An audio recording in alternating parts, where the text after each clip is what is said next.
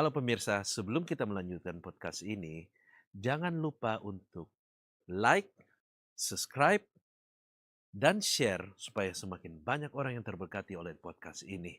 Dan apabila memiliki saran dan kritik ataupun pertanyaan, silakan komen di bawah ini atau menghubungi kami di email yang tertera di deskripsi kami. God bless you. Selamat menonton. Apakah ada perbedaan di dalam mindset ataupun di dalam apa? Sebelum dan sesudah, kalau saya ngomong kebangkitannya. Oke, pasti itu yang utama sebenarnya. Jadi mujizat itu kalau kita tidak mengalami perubahan pikiran, bukanlah mujizat yang mengubahkan jadinya. Karena seperti 10 orang kusta ya, Ya, satunya aja yang akhirnya mengerti kebenaran firman, betul. gitu, yang mencari Yesus. Sehingga bagi saya adalah yang lebih penting adalah dia bangkitkan rohani saya, memahami dia, lebih mengenal dia. Jadi memang akhirnya dengan Yesus ini nggak bisa hanya kita secara logika. Bukan berarti logika itu salah, tidak. Rasional harus kita pakai. Tapi memang dia hubungan. Dia hubungan. Dia hubungan. Jadi lewat pengalaman ini saya mengalami dia.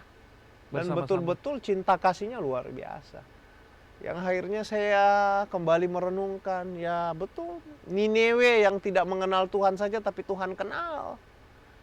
Itu dia tidak pernah. Jadi jangan pernah berpikir bahwa Tuhan menginginkan penderitaan buat kita, itu salah.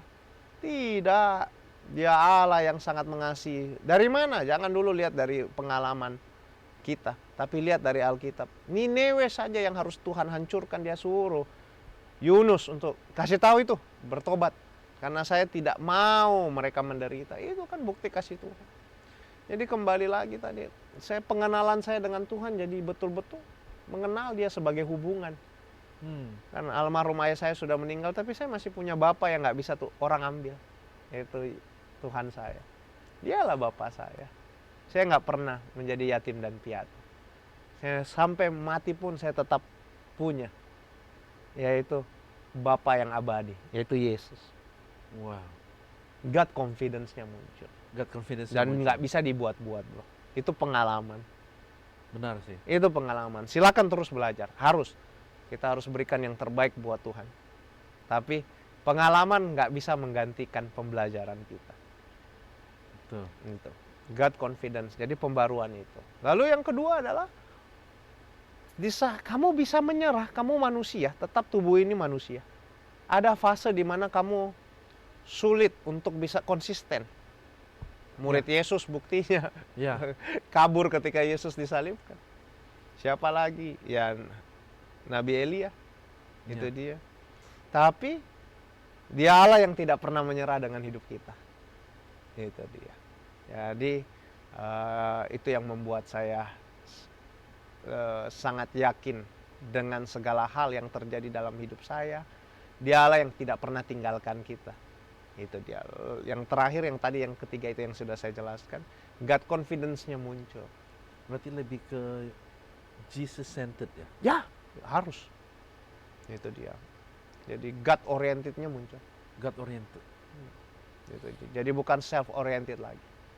Walaupun pasti iblis ini akan menggoda kita untuk self oriented, mau kayak seperti dalam tanda kutip ya, mencuri kemuliaannya Tuhan. Betul. Kan bisa saja. Bisa Kayak saja. contoh, pelayanan saya ini doa mujizat kesembuhan. Bisa dong, kita jadi akhirnya merasa sombong. Padahal kan Tuhan yang bikin. Bukan kita. Bukan kita kok. Ada juga kudoakan mati orang. Pendeta pencabut nyawa jadi. Jadi kan tidaklah Tuhan. Ada juga kudoakan sembuh, tapi kan bukan Oka. Tuhan Yesus. Jadi kita nggak boleh jualan mujizat. Tapi juga tidak boleh kita katakan di dalam Yesus tidak ada kesembuhan. Itu juga salah. Gitu. Kita tidak boleh juga menjual belikan mujizat, tapi kita tidak boleh katakan di dalam Yesus memang ada solusi. Buktinya dia sendiri yang melakukan di dalam Yesus dalam waktu dia menjadi manusia, dia menyatakan ada mujizat. Wah, orang mati bangkit, Lazarus. Ya.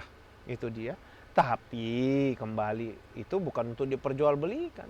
Betul. Dan bukan berarti iman kita, rohani kita sebatas mujizat. Harus melangkah menjadi rohani yang dewasa. Betul. Yang makanya harus pikul salib, sangkal diri. Itulah Sangkal diri. kedewasaan. Betul. Itu dia. Ya, dengan kesempatan ini juga saya katakan rohaniawan dengan rohaniawan janganlah berkelahi, kolaborasi. Kalau satu dipakai lebih ya sudahlah, nggak ada masalah. Kau jangan merasa minder, ada pasti Tuhan mau pakai kau juga. Jangan fokus dengan kelebihan orang, fokus dengan apa yang Tuhan pakai. Karena fungsi kita mungkin berbeda. Satu tubuh. Satu tubuh. Bahkan yang nggak kelihatan pun juga itu penting. Betul. Contohnya sekarang kita ini di belakang layar kan banyak. Betul. Apakah mereka nggak penting? Penting. Bro. Hanya kan tetap beda-beda. Betul. Tetap puas, tahu purpose-nya kita, tujuan apa di dalam Tuhan. Itu yang kita harus sadarkan. Itu yang sangat penting ya. Nah, dan bersangkutan dengan pelayanan saya juga di okultisme, itulah pekerjaan iblis sebenarnya. Jadi jangan hanya okultisme masalah kerasukan, tapi masalah juga otak kita ini. Yang kadang-kadang apa ya, satu sisi kita taklukkan di Tuhan, tapi satu sisi kita nggak mau taklukkan. Kita kasih masih dengan Tuhan ini, Tuhan kok ini ya, yang ini jangan. Ini masih bagianku, nggak bisa gitu kan, harusnya 100% memang 100% Tuhan punya semua. Ini yang pekerjaan iblis sekarang. Halus sekali bro. Itulah okultisme. Bukan Susah ya hanya kalau kita hal-hal nggak yang belajar. berbudaya, masalah santet lah, masalah ini. Ada memang. Tapi jangan hanya sebatas ini. Iblis yang main dalam rumah tangga. Iblis yang bermain dalam pribadi. Iblis yang bermain di dalam apa? Pelayanan. Banyak. Dan ini kan yang harus kita sadarkan sekarang. Betul. Tapi kadang itu yang kayak sulit diterima, lebih bisa diterima orang kerasukan. Itu. Yang menakutkan, yang kasar-kasar, yang terlihat aja yang diterima. Jadi ini Tetapi kadang apa ya, iblis juga memakai film-film untuk mengkonsepkan bahwa oh iblis modelnya hanya ini yang seram. Padahal iblis kan bisa datang juga dengan seksi-seksi ya. Nah, itu yang lebih kutakutkan itu. Kalau aku lebih takut itu ya. Itu yang harus kuhindari itu. Gitu. Buat tipu muslihat memang ya. Iya. Jadi kan hal-hal yang menakutkan, kayak contoh lah, anggaplah iblis mengobservasi saya. Oka mah kalau dikasih penampakan udah biasa, dari kecil dia sudah sering. Tapi kalau dia ditawarkan yang seksi-seksi belum tentu, mungkin dia terima itu. Jadi kan setan satu kita usir, setan satu kita terima ya itu kan sama aja. Harusnya semuanya kita usir. Makanya kita harus jaga. Taklukkan pikiran kita dengan firman Tuhan, hidup kita dengan firman Tuhan. Itulah mungkin artinya sangkal diri dan pikul salib. Ya. Jadi ini ya, berhubungan dengan pelayanan saya juga di okultisme, itu sebenarnya. Tidak ada soal hanya setan kerasukan saja yang kita usir gitu. Jadi itu sangat luar biasa Bro Oka. Ya, semua kemuliaan bagi nama Tuhan. Sangat sangat berinspirasi lah. Dan pemirsa, semoga pemirsa merasa lebih kuat setelah mendengarkan cerita dari Pastor Oka. Dan semoga pemirsa juga bisa menyadari betapa berbahayanya musuh kita apabila kita tidak berjaga-jaga. Musuh kita itu selalu ternyata mengintai kita dan melihat kita mencari celah. Oleh karena itu tertulis di Alkitab bahwa dia itu melihat dari celah-celah dan itu siap menerkam kita seperti singa. Betul.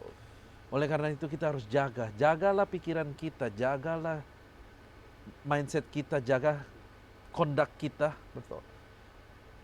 Jaga hati kita terutama supaya jangan sampai kita bisa dibisik oleh musuh kita. Always come back to the truth. Selalu come back to the truth. Harus kita kembali ke Tuhan dan kita harus menjadikan Tuhan sebagai center kita. Dan kalau kita mendengar firman, jangan cuma mendengar aja, kita harus melakukan dan supaya kita bisa experience Tuhan, supaya kita bisa mengenal Tuhan lebih dalam. Karena hanya berada di dalam Tuhan, di dalam genggam tangannya, disitulah yang benar-benar kita bisa terproteksi. Kita nggak bisa mengandalkan siapa-siapa. Ada saatnya jika kita tidak mengandalkan Tuhan, kita bisa merasa sendirian. Ya. Tetapi di dalam kisah Bro Oka ini, yang kita bisa sadari adalah satu. Pada saat semua give up, bahkan diri kita juga sendiri bisa Ya. give up. Tetapi Tuhan kita ternyata tidak pernah give up on us. Ya. Jadi stay strong, karena Jesus loves you. Ya. Oke viewers, sebelum kita berpisah, saya akan mengundang Pastor Oka untuk berdoa Ya. buat viewers kita di rumah. Iya. Oke, mari kita berdoa. Allah Bapa di dalam Tuhan Yesus, Allah yang kami sembah, Allah yang mengasihi kami, Allah yang mati menebus dosa-dosa kami di kayu salib. Karena Tuhan sadar, tanpa penebusan di kayu salib, manusia tidak akan mengalami keselamatan.